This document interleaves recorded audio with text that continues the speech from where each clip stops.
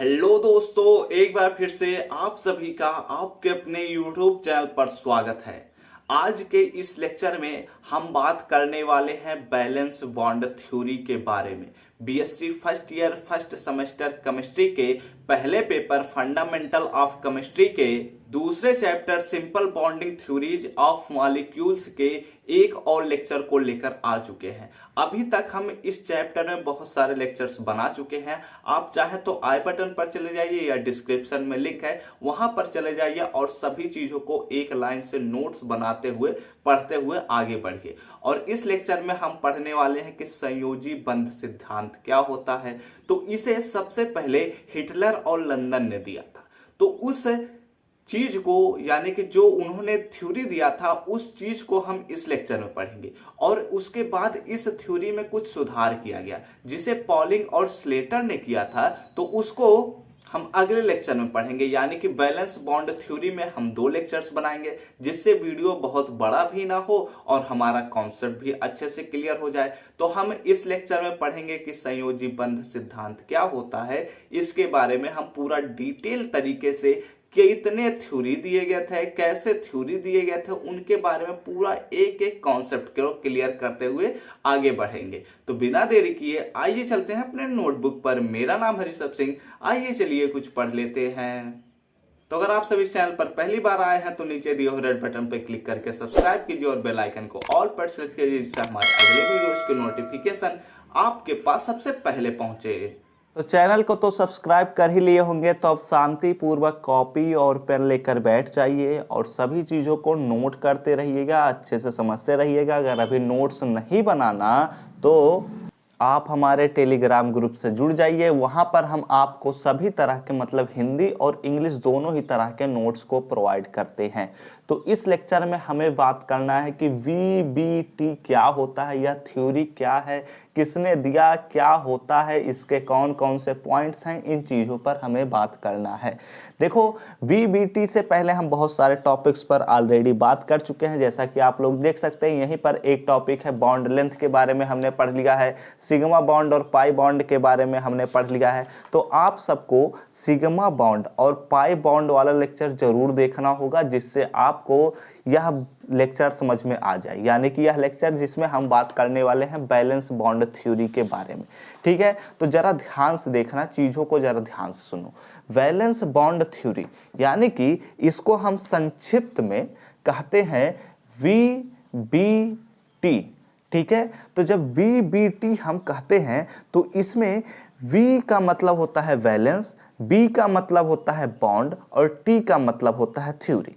तो यानी कि वैलेंस बॉन्ड थ्योरी यानी कि ऐसा थ्योरी जो केवल वैलेंस बॉन्ड को बताता है, वैलेंस बॉन्ड के बारे में बताता है, इसी के बारे में हमें पढ़ना है। ठीक है, तो जरा ध्यान से सुनना। वैलेंस बॉन्ड का मतलब क्या हुआ? वैलेंस बॉन्ड का मतलब होता है संयोजी बंध। संयोजी बंध मतलब क्या कि कोई भी एटम है जो उसका आउटर सेल होता है उसी को जिसमें उसके आखिरी के इलेक्ट्रॉन्स होते हैं। जैसे कि अगर देखा जाए Na को देखा जाए, अगर एग्जाम्पल के तौर पर Na को देखा जाए तो इसमें लास्ट वाला जो सेल होता है उसमें एक इलेक्ट्रॉन होता है। ठीक है, तो ये हो गया इसका वैलेंस सेल। तो जो वैलेंस सेल के बीच जब 2 एटम्स अपने वैलेंस सेल के बीच बॉन्ड्स बनाते हैं तो वहां पर जो बॉन्ड बना होता है उसी को ही हम कहते हैं संयोजी बंध यानी कि वैलेंस बॉन्ड। ठीक है, और इसके बारे में जो थ्योरी दिया गया उसी को ही हम कहते हैं वैलेंस बॉन्ड थ्योरी। तो इसको सबसे पहले 1927 में इस थ्योरी को सबसे पहले वैलेंस बॉन्ड थ्योरी को सबसे पहले 1927 ईस्वी में हिटलर और लंदन ने दिया था। ठीक है, लेकिन उसके बाद कुछ और भी चीजों को खोज किया गया। जब उन चीजों को खोज किया गया तो 1931 में पॉलिंग और स्लेटर ने इसका थोड़ा और पॉइंट्स बढ़ाया, मतलब इसमें कुछ और डिटेल्स दिए गए कि कैसे वैलेंस बॉन्ड थ्योरी बनता है। ठीक है, वैलेंस बॉन्ड कैसे बनता है इसके बारे में। फिर उसके बाद हमने लिखा कि there are following points given by Hitler and London, मतलब कि यहाँ पर कुछ ऐसे पॉइंट्स थे जो हिटलर और लंदन ने दिया था, उसके बाद जो पॉइंट्स थे वो पॉलिंग और स्लेटर ने दिया था। तो हम इस लेक्चर में हम पहले ही बताए हैं कि हम बात करेंगे हिटलर और लंदन द्वारा दिए गए पॉइंट्स पर। तो आप लोग समझ गए कि वैलेंस बॉन्ड थ्योरी क्या होता है। वैलेंस बॉन्ड थ्योरी मतलब जब दो एटम्स के आउटर सेल के इलेक्ट्रॉनों के बीच जो इंटरेक्शन होगा, जो बॉन्ड बनेगा, उसी को ही हम कहेंगे वैलेंस बॉन्ड। और इसको जो इस थ्योरी के अंतर्गत पढ़ेंगे उसको हम कहेंगे वैलेंस बॉन्ड थ्योरी।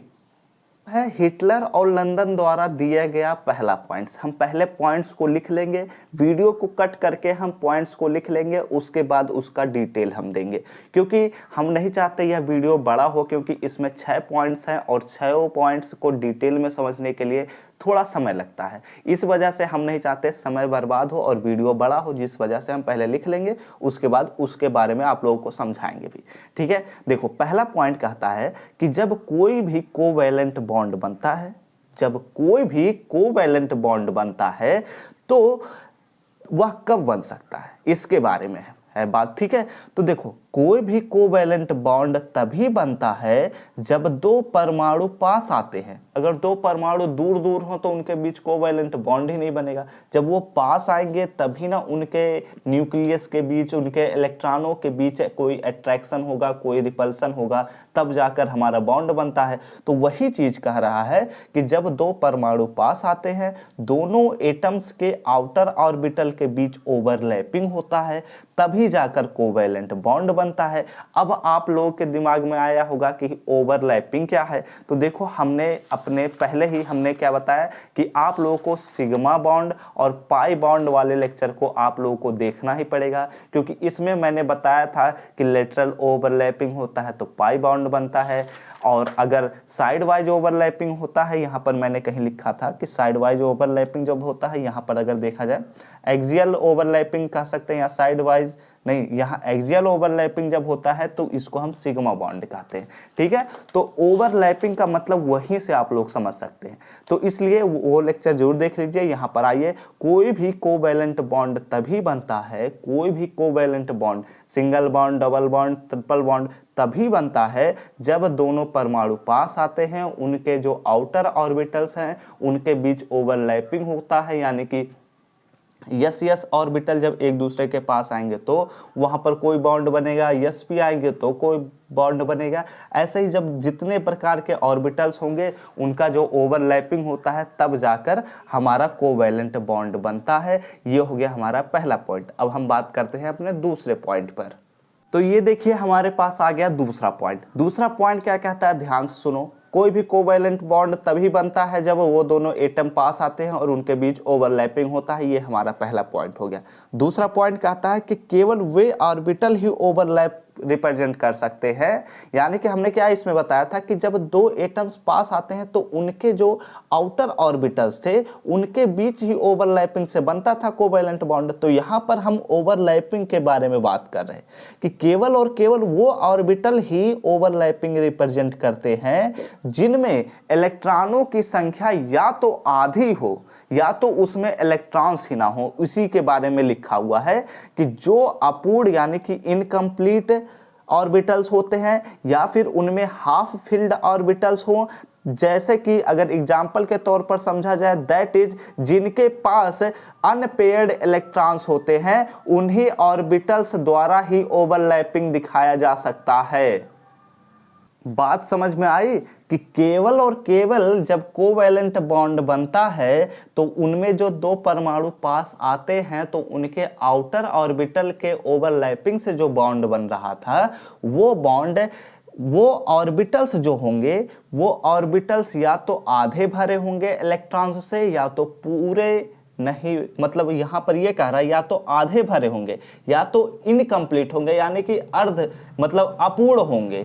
ऐसे ऑर्बिटल्स ही केवल और केवल ओवरलैपिंग दिखा सकते हैं। जैसे अगर आधे से ज़्यादा इलेक्ट्रॉन्स हुए तो वहाँ पर ओवरलैपिंग संभव ही नहीं है।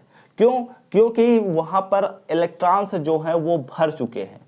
कितने भर चुके हैं? आधे से ज्यादा। तो वहां पर ओवरलैपिंग संभव नहीं है, यानी कि तभी ओवरलैपिंग संभव है जब वहाँ पर इलेक्ट्रॉन्स जो होंगे वो अनपेयर्ड होंगे, यानी कि जिनके पास अयुग्मित इलेक्ट्रॉन्स होते हैं, यानी कि जिनके पास अनपेयर्ड इलेक्ट्रॉन्स होते हैं। अगर क्यों ऐसा होता है इसके बारे में समझना है तो यहाँ पर हम जब समझाए थे कि देख लो, कोई भी देख लो, यहाँ यहाँ यहाँ पर कहीं भी देख सकते हैं, चलो यहाँ पर ही हम समझा देते हैं। जब हमने ये बताया था कि यहाँ पर एक इलेक्ट्रॉन होगा, यहाँ पर एक इलेक्ट्रॉन होगा, तो जब ये दोनों ऑर्बिटल्स एक दूसरे से ओवरलैप कर रहे हैं तब जाकर एक बॉन्ड ऑर्बिटल बना रहा है, और इसमें इलेक्ट्रॉन्स हमारे फील्ड हो गए, यानी कि भर चुके हैं। तो इसी वजह से हम कह रहे हैं कि या तो ऑर्बिटल्स में आधे इलेक्ट्रॉन्स होंगे या तो इलेक्ट्रॉन्स ही नहीं होने चाहिए, तब जाकर ओवरलैपिंग संभव है। समझ में आई बात? तो ये हो गया हमारे दूसरा पॉइंट। अब हम बात करते हैं अपने तीसरे पॉइंट पर। तो अब तीसरे पॉइंट को समझो। वैसे बेसिकली हम तीसरे पॉइंट को पहले ही समझा दिए, लेकिन ध्यान से देख लो, इस चीज को भी अच्छे से सुनो। तो हमारा तीसरा पॉइंट यह कहता है कि जब भी दो ऑर्बिटल्स में ओवरलैपिंग के कारण एक बॉन्ड ऑर्बिटल बनता है, यानी कि यहां पर यह बात कहता है कि जब भी दो ऑर्बिटल्स एक दूसरे से ओवरलैप करते हैं तो वहां पर एक ऑर्बिटल बन जाता है। ठीक है, जैसे कि अगर एग्जाम्पल के तौर पर समझना चाहे तो मैंने यहां पर ही दिखाया कि जब दो ऑर्बिटल एक दूसरे से ओवरलैप कर रहे हैं तो यहां पर एक ऑर्बिटल यहां पर बन गया। ठीक है, दिख रहा है ना आप सबको? हाँ, दिख रहा है। ये जो ऑर्बिटल बना है इसी में ही इलेक्ट्रॉन्स जो होंगे वो पाए जाने की पॉसिबिलिटी अधिकतम होगी, यानी कि यहीं पर ही जो इलेक्ट्रॉन्स होंगे, हमारे बॉन्ड के जो इलेक्ट्रॉन्स होंगे ओवरलैपिंग द्वारा जो हमारे इलेक्ट्रॉन्स जुड़े हैं, जो हमने यहाँ पर इलेक्ट्रॉन्स दिखाए हैं, वो इलेक्ट्रॉन्स यहीं पर ही पाए जाएंगे। इसी चीज को यहाँ पर हमने लिखा है कि दो ऑर्बिटल्स में ओवरलैपिंग के कारण एक बॉन्ड ऑर्बिटल बनता है। बॉन्ड ऑर्बिटल मतलब ये ऑर्बिटल छोटा वाला, ये बॉन्ड ऑर्बिटल कहलाता है, जिसमें इलेक्ट्रॉन्स के पाए जाने की प्रोबेबिलिटी अधिकतम होती है, यानी कि उसकी प्रायिकता अधिकतम होती है। यही हमारा तीसरा पॉइंट है। इसी चीज के बारे में हम बात किए। तो हमने पहले पॉइंट, दूसरे पॉइंट और तीसरे पॉइंट को बहुत ही आराम से समझ लिया। अब हम चलते हैं अपने चौथे पॉइंट को और उसको भी अच्छे से समझ लेते हैं, जिससे आगे भी हम बढ़ सकें। तो ये है हमारा चौथा पॉइंट, और चौथा पॉइंट जो है वह बहुत ही अच्छा पॉइंट है और यह बहुत ही कॉन्सेप्ट भरा पॉइंट है। तो जरा ध्यान से सुनना।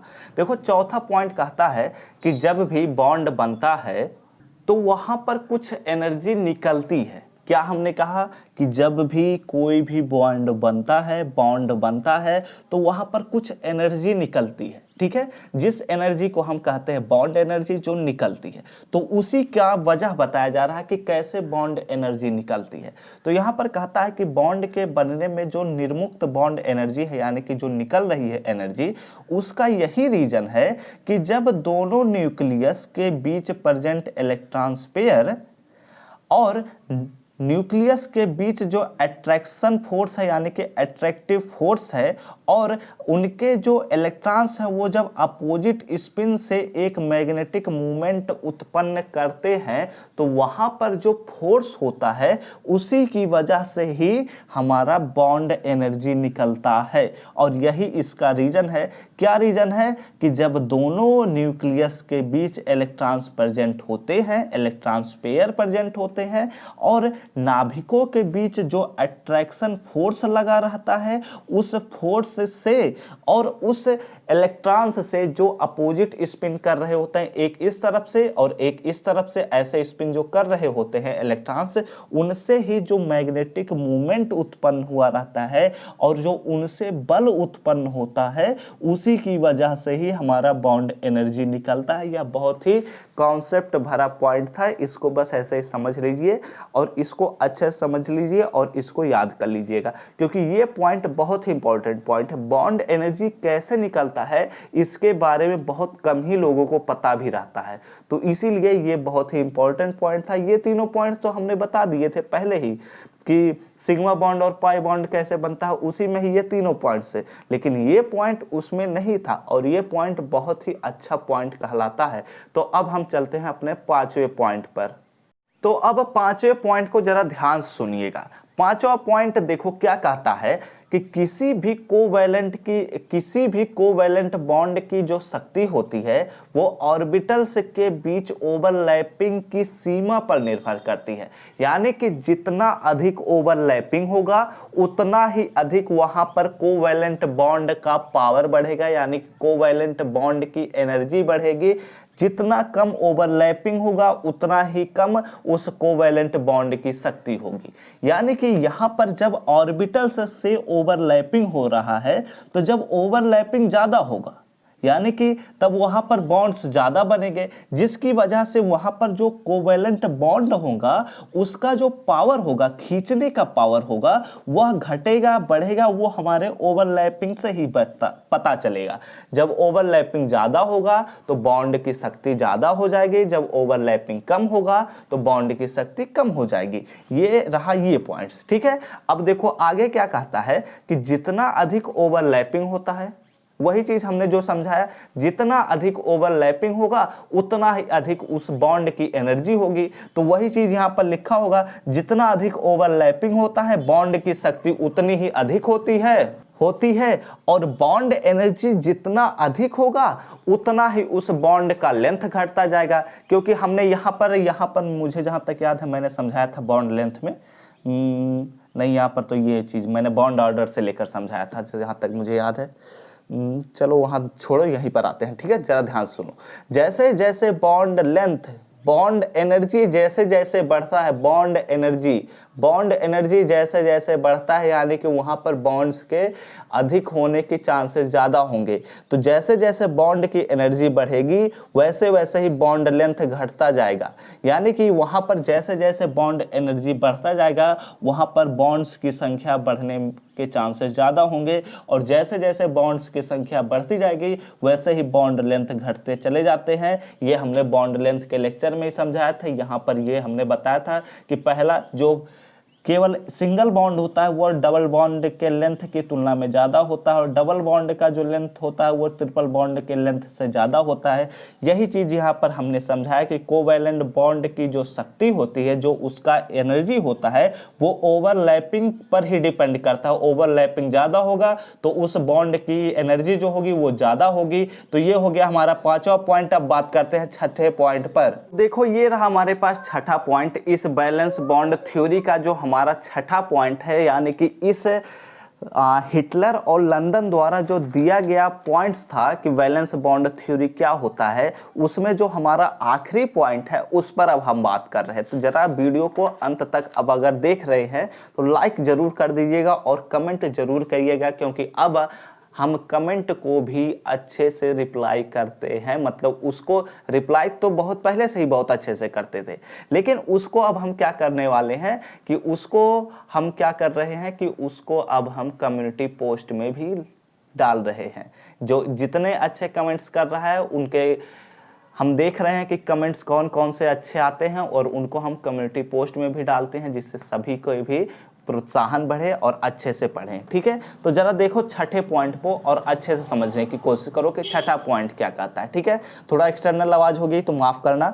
देखो छठा पॉइंट कहता है कि जब भी वैलेंस शेल में प्रेजेंट इलेक्ट्रॉन्स पेयर, ठीक है, इस छठे पॉइंट को ऐसे हम समझते हैं, एग्जाम्पल के तौर पर हम समझा देते हैं। ठीक है, छठा पॉइंट क्या कहता है कि मान लो जैसे हमारे पास कार्बन है, ठीक है, कार्बन एटम है, तो कार्बन एटम का जो इलेक्ट्रॉन जो परमाणु क्रमांक होता है वो होता है 6।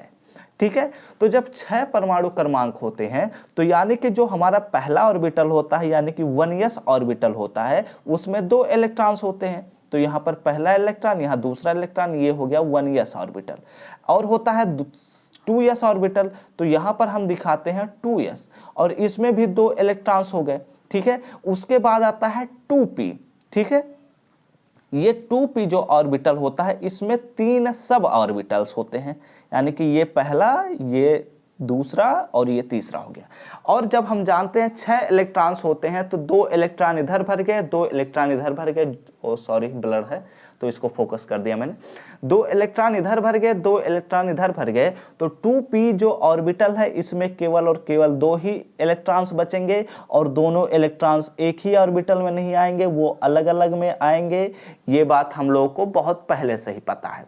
ठीक है। तो ये हो गया हमारा कार्बन, जो हमारा जो कार्बन एटम है उसमें जो इलेक्ट्रॉन्स हैं उसको हमने कैसे भरा ये हमने बता दिया। और ये जो हमारा स्टेट है इसको हम कहते हैं ग्राउंड स्टेट, ठीक है। यहीं पर लिख लीजिएगा ग्राउंड स्टेट, ठीक है। यानी कि जब हमारे कार्बन एटम, जो हमारा एटम है कार्बन, वह जब एक ग्राउंड स्टेट में है, मतलब वह नॉर्मल स्थिति में है, उसमें कोई भी ऊर्जा का आदान प्रदान नहीं हो रहा है, ऐसे सिचुएशन में जो कार्बन एटम होता है उनमें इलेक्ट्रॉन्स ऐसे ही रिप्रेजेंट होते हैं। ये बात हमें पता है।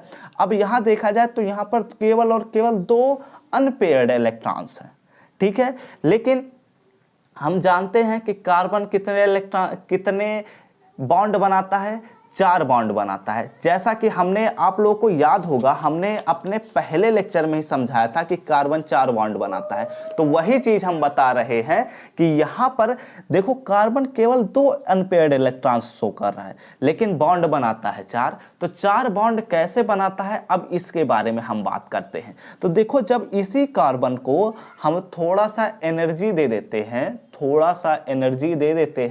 तो यही जो कार्बन 6 है यह क्या करता है ना, अपने इलेक्ट्रॉन्स से एक इलेक्ट्रॉन्स को दूसरे ऑर्बिटल में भेज देता है। मतलब क्या हमने कहा कि जब ये हमारे पास हो गया 1s ऑर्बिटल, और ये हो गया 2s ऑर्बिटल, और ये हो गया हमारे पास 2p ऑर्बिटल, तो यहाँ पर जो इलेक्ट्रॉन्स हैं वो ऐसे ऐसे रहेंगे, लेकिन यहाँ का जो इलेक्ट्रॉन केवल अकेला ही रह जाता है, और ये इलेक्ट्रॉन कूदकर यहाँ चला आता है एनर्जी देने की वजह से। तो यही चीज हम लिख रहे हैं कि जो वैलेंस सेल में प्रेजेंट इलेक्ट्रॉन्स पेयर होते हैं, वैलेंस सेल यही है, ये वैलेंस सेल है 2s और 2p, जो ऑर्बिटल हैं ये वैलेंस सेल में होते हैं। तो वैलेंस सेल में प्रेजेंट इलेक्ट्रॉन्स पेयर भी एनर्जी की उपस्थिति में उच्च ऊर्जा के ऑर्बिटल में चले जाते हैं। जैसे ही इस एटम को हमने एनर्जी दिया, तो यहाँ पर जो यह वैलेंस सेल का इलेक्ट्रॉन है यह कूदकर दूसरे ऑर्बिटल में चला गया, जो इससे ऊंचा ऊर्जा स्तर का रखता है ऑर्बिटल। जो 2p होता है वह एनर्जी ज्यादा रखता है, जैसा कि मैंने अफवाह के नियम में समझाया था। तो ये हो गया हमारा 2p ऑर्बिटल में चला आता है। और अगर चीजों को समझें तो यहाँ पर लिखा है, क्या लिखा है, तथा अनपेयर्ड इलेक्ट्रॉन युक्त कक्षक ओवरलैपिंग से अन्य सहसंयोजी बंध बना लेते हैं। यानी कि यहाँ पर यह बात कर रहा है, यहाँ पहले हम इसको पूरा कर देते हैं। यहाँ लिख सकते हैं एक्साइटेड स्टेट, ये एक्साइटेड है, एग्जिटेड नहीं, एक्साइटेड स्टेट, ठीक है। यानी कि यहाँ पर हमने क्या कहा कि जब भी, अब देखो यहाँ पर हमने बताया था ना कि कार्बन 4 बॉन्ड बनाता है। तो 4 बॉन्ड कैसे बनाया, पहला बॉन्ड यहाँ से बनाएगा, दूसरा यहाँ से, तीसरा यहाँ से, चौथा यहाँ से, चारों ओवरलैप करेंगे दूसरे ऑर्बिटल से, और यहाँ पर एक ये कार्बन 4 बॉन्ड बना लेगा, एक एक बॉन्ड करते हुए, जैसे भी उसकी इच्छा करेगी, जैसे उसके एटम्स मिलेंगे, जैसे उसका नेचर करेगा, वो अपने हिसाब से बनाएगा, ठीक है। तो देखो यहाँ से हमने ये बता दिया कि कार्बन कैसे 4 बॉन्ड बनाता है, और हमने इस पॉइंट को भी समझा दिया कि कैसे वैलेंस सेल में प्रेजेंट इलेक्ट्रॉन्स पेयर जो हैं वो एनर्जी पाने की सिचुएशन में अपने एक इलेक्ट्रॉन्स को उसका एक इलेक्ट्रॉन कूद कर दूसरे ऑर्बिटल में भी चला जाता है।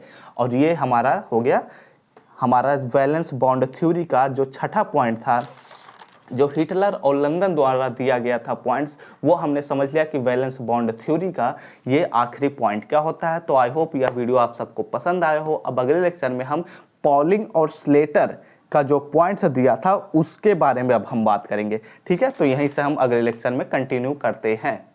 तो अगर यह वीडियो अच्छा लगा हो तो लाइक कर दीजिए और कमेंट करके बताइए आप सबको यह वीडियो समझ में आया है या नहीं। और ऐसे ढेर सारे वीडियोज के लिए इस प्लेलिस्ट के अगले वीडियोज के नोटिफिकेशन पाने हो तो इसको सब्सक्राइब कीजिए। हम सब मिलते हैं नेक्स्ट वीडियो में, तब तक घर पर रहिए, सुरक्षित रहिए, पढ़ते रहिए, खेलते रहिए और आगे बढ़ते रहिए।